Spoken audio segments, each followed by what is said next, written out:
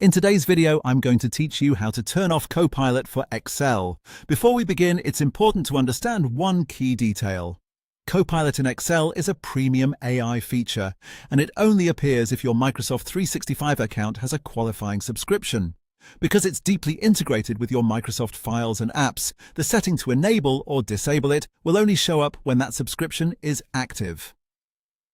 So if you open Excel and don't see any Copilot setting at all, that usually means the feature isn't available on your account in the first place. With that in mind, go ahead and open Microsoft Excel. Once Excel is open, look to the top left corner of the window and click File. This opens the Backstage menu where you can access your app settings and account options. From there, look near the bottom of the left side menu and click Options. This will open the Excel Options window, which is where you can manage different features and preferences for the app. Now, here's an important thing to notice. If your account does not include the required Microsoft 365 subscription, you may not see any Copilot option in this menu. That means there's nothing to turn off because the feature is not enabled for your version of Excel. So if the setting is missing, that is completely normal. However, if your subscription does support Copilot, you should see a Copilot section listed on the left side of the Excel Options window. Click that Copilot section to open its settings.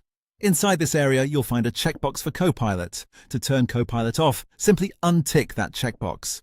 If the box is currently checked, removing the check disables the feature. This is the main setting you need to change. After that, close the settings window and then restart Excel.